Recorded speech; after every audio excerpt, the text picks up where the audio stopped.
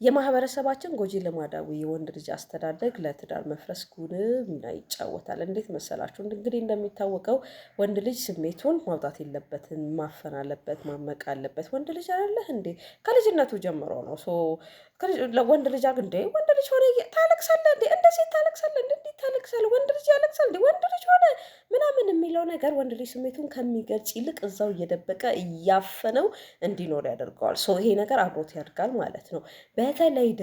በተለየ ሁኔታ ሀዘን በሚያጋጥምበት ጊዜ የፋሚሊ ሜምበር ሲሆን ሊሆን ይችላል፣ የሚወደው ሰው ሊሆን ይችላል፣ እናት አባት ኦር እህት ወንድም ብቻ ማናቸውም ሲያልፉ በተለይ አይ አንተ ኃላፊነት አለብህ፣ ሌሎቹ እንደ ማጽናናት አለብህ እንጂ አንተ እንትን እንዴ አንተ ብሰህ ትገኛለህ እንዴ? አንተ የተማርክ አይደለህ እንዴ? አንተ እንደዚህ አንተ ትልቅ አይደለህ እንዴ? ሌሎቹ ሴቶቹን አጽናናቸው እንጂ እንደዚህ ይሁን እንጂ እናትህን ያት እንጂ አባትህን እንደዚህ ይሁን እንጂ ምናምን ተብሎ ጫና ተደርጎበት ከዛ በኋላ ስሜቱን እንዳያወጣ የተደረገ ወንድ ምንን ዴቨሎፕ ያደርጋል መሰላችሁ? ያ ስሜት ያ የታፈነ ስሜት እዛው ታምቆ አብሮት ይኖራል ማለት ነው። አብሮት ይኖራል። ከዛን ጉዳዩ ራሱ ድሮ ያለፈ ይሁን 10-20 ዓመት ያለፈው ይሁን በቅርብም በሩቅም የተፈጠረ ነገር ቢሆንም ማንነቱን ሼፕ ያደርገዋል። ባህሪውን፣ አቲቲዩዱን፣ አመለካከቱን ይቀይረዋል ማለት ነው። ከዛን ምን አይነት ነገር ዴቨሎፕ እንዲያደርግ ያደርገዋል መሰላችሁ? ቶክሲክ ማስኩሊኒቲን እንዲያዳብር ያደርገዋል። ያ ቶክሲክ ማስኩሊኒቲ ወደ ትዳር ሲገባ ወደ ሪሌሽንሽፕ ሲገባ ያኔ ይገለጣል ማለት ነው፣ ይወጣል ማለት ነው። ያኔ ኑሮ እና ያኔ ማንነቱን ማወክ ይጀምራል ማለት ነው።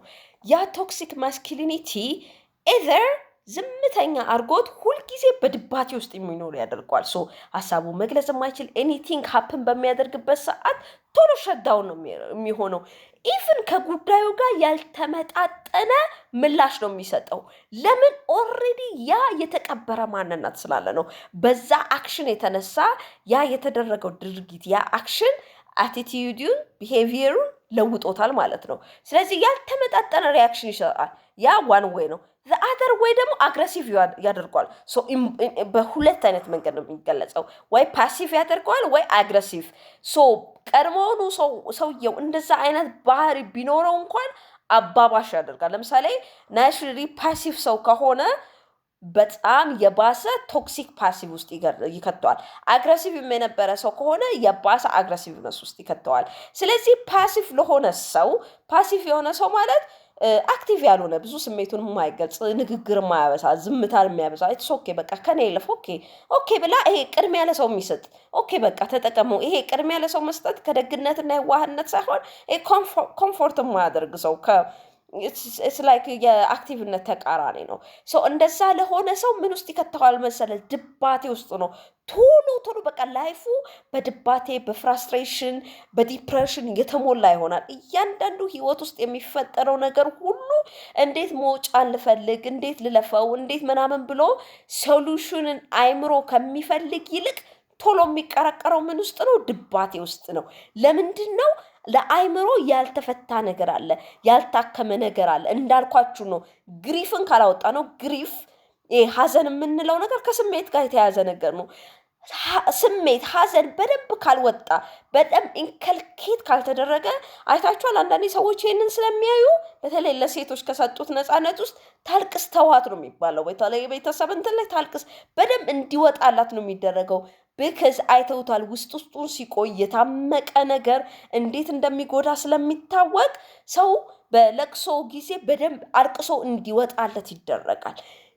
ጉዳቱ ማጋ ሲመጣ ወንድ ልጅ ጋር ሲመጣ አያችሁ፣ ብዙም ወንድ ልጅ እንደ ሴት ልጅ እየተፈራገጠ እንዲያለቅስ አይፈቀድለትም። ይሄ በኖርም ነው የተያዘው። እንደዛ የማይሆነው ነገር ያንን ፓሲቭ ሰው እንዴት ያደርገዋል? እዛ ሁልጊዜ የዲፕሬሽን ተጠቂ፣ የፍረስትሬሽን ተጠቂ፣ ሰልፍ ኮንፊደንስ እንዳይኖረው በጣም ማንነቱን ይጎዳበታል። በተቃራኒው ያ ሰው ደግሞ አግሬሲቭ ከሆነ ደግሞ የባሰ ጭራቅ ነው የሚያደርገው፣ ኃይለኛ ነው የሚያደርገው። በጣም ትንሿ ነገር ቁጡ ያደርገዋል፣ ብስጩ ያደርገዋል። ወይ ኢቭን የሚማታ ይሆናል፣ የሚሳደብ ይሆን እንዲህ። ኧረ ከዚህ ሰው ይሄንን አልጠብቅም ትላላችሁ። በሌላኛው ማንነቱ እኮ በጣም ጠንካራ የስራ ሰው፣ ታታሪ፣ ትሁት፣ ሰው አክባሪ ምናምን ይሆናል። on the moment when something happen ማታቁት ማንነት ነው የሚመጣው። ማታቁት ይቀየራል። በቃ ሰይጣን የሚሆነው ይሄ ሰዎች በተለምዶ ሰይጣኔን አታምጡብኝ የሚሉት አይነት ማንነት ያ ሰይጣን ከየት ነው የሚመጣው መሰላችሁ? ከተደበቀው ስሜት ነው። ያ የታፈነው ስሜት ለመውጣት ሁልጊዜ ምክንያት ነው የሚፈልገው፣ ሰበብ ነው የሚፈልገው። ሰበቡን ከየት ነው የሚያገኘው? ከሆነ ንዴት። የሆነ ንዴት ተፈጥሮ በዛ ሰበብ ስሜታችሁን ማውጣት ስትጀምሩ ያኔ የተደበቁት ስሜቶች እንዳለ ተከልክለው ይመጡና ያችን ሰበብ አድርገው እየጎረፉ ይወጣሉ። ከሳንክራ ነው የሚያጋባችሁ ማለት ድርጊቱና የነሱ ምላሽ አይጣጣምላችሁም። ለምንድን ነው? ስሜቱ ይጠራራሉ፣ ጉርብትና ይጠራራሉ። ለዛ ነገር ብቻ አይደለም ስሜቱ ምላሽ እየሰጠ ያለው ላይፍ ውስጥ ላላወጣው ስሜቶች ሁሉ አንዴ ነው ግልብጥ አድርጎ የሚያወጣው ሪያክሽን። ደግሞ ችግሩ ምንድን ነው መሰላችሁ?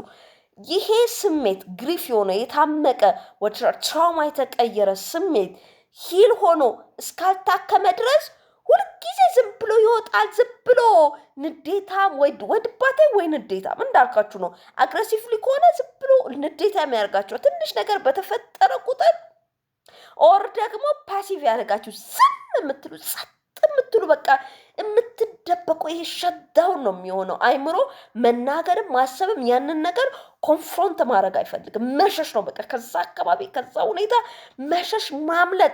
ኢቭን የእናንተ የዛ ሰው መሸሽ ራሱ ሌላኛውን ሰው እንደሚጎዳ እያወቀ ራሱ ግን አይምሮ ኮንፍሮንት የማድረግ አቅም የለውም። ያ ከምን የመነጨ ነው? ትራውማታይዝድ ከመሆን የመነጨ ነው። ግሪፍ ፕሮፐርሊ ካለመውጣቱ የተነሳ ኢቭን ማህበረሰባችን ራሱ ግሪፍን የሚያወጣበት አንፕሮፐር ግሪፍን የሚያወጣበት ፕሮፐር የሆኑ ሜተዶችም የሉም። በደንብ እንድታው ሰው ቶሎ ለማጽናናት ይሞክራል። በቃ ይዞሽ በእኛም እንደዚህ ተፈጥሯል ያለነው እንደዚህ ሆኖ ምናምን ብሎ ያ አይደለም። የሰዎችን ግሪፍ የምታወጡበት መንገድ፣ ሀዘን የምታስተናግዱበት መንገድ ያ አይደለም። የእሱን ግሪፍ እኛ ለማጽናናት እየተሯሯጥን ነው፣ ግን ፕሮፐርሊ አይደለም የምናደርገው። ማቃለል ይሆናል። እኔም እኮ እንዲያጥቼ እኔ ምናምን እናት ለሞተችባት ወይ አባት ለሞተበት ወንድምህን ለሞት እኔም እኮ ይሄንን ያህል ሰው አጥቼ እንደዚህ ሆኜ ወይ እንትና እያላችሁ የምትሰጡት ነገር የእሱን እንትን ታቀሉበታላችሁ፣ የዛን ሰው ሀዘን እና ያ አይመከርም። there is improper ways of grieving። ይሄ የማህበረሰባችን እንግዲህ እንትን የሚለው ነገር ነው።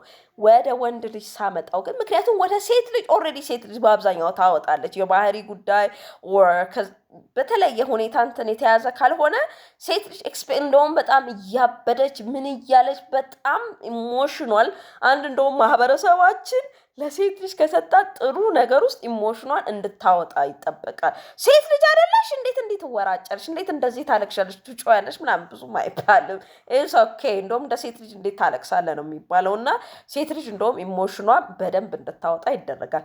ወንድ ልጅ ግን አለመደረጉ ያ የታመቀ ኢሞሽን እንዳልኳችሁ ነው። ኢሞሽን ኢንከልኬት የሚስተናገድበት ቦታ ትዳር ነው። ከፍቅረኝነት ጊዜ በላይ ትዳር ነው። ለምን? ትዳር ስሜትን ይፈልጋል። ስራ ቢሆን ስራውን ትለቁታላችሁ ከደበራችሁ፣ ኦር ከሰው ጋር ከጓደኛ ጋር ከምንምን ጋር በቃ ከተደባበራችሁ ታቆማላችሁ። ትዳር ውስጥ ግን እንደዛ አይደለም። ትዳር ስሜትንም ይፈልጋል። ጉልበትን፣ ገንዘብን፣ ጊዜን፣ አቅምን ብቻ አይደለም። ስሜትን ስለሚፈልግ ያ የታመቀ ስሜት የተጎዳ ስሜት ደግሞ የሚፈተንበት ሰዓት ያኔ ነው። የት? ትዳር ውስጥ። ስለዚህ ሁልጊዜም ይሄ ግሪፍ ያልወጣ ግሪፍ ያላችሁ ያልወጣችሁት ሀዘን ያለባችሁ የረሰባይቶ የተረሱታላችሁ አታውቁትም። ይሄ ሳይኮሎጂስቶች ናቸው ይሄንን ነገር ቶክሲክ ማስኩሊኒቲ ብላችሁ በደንብ እንትን በሉበት። ይሄ በጥናት የተገኘ ነገር ነው እንጂ ያ እንደሆነ እንደዛ የሚያደርጋችሁ ለዛ ድርጊታችሁ ያ አክሽን እንደሆነ ራሱ ባይ ዘ ወይ አታውቁትም። የምታውቁት የት ስትሄዱ ነው? ቴራፒ ጋር ስትሄዱ ነው። ለደዚህ ባህሪ በጣም ከድባቴ እንዳልወጣ ሁሉም ሰው ኤክሰርሳይዝ የሚያደርገው ችግር እናንተ ጋር ሲመጣ ግን ልዩ ይሆናል። ልዩ ይሆናል ማለት ሌላውን ሰው ድባቴ ውስጥ አከተተውም፣ ግን እኮ ተመሳሳይ ሁኔታ ነው። ያ መቼ ነው? ፓስት ኤክስፒሪየንስ ሲኖር ነው እንደዛ የሚያደርጋችሁ። በአግሬሲቭነስም እንደዛ።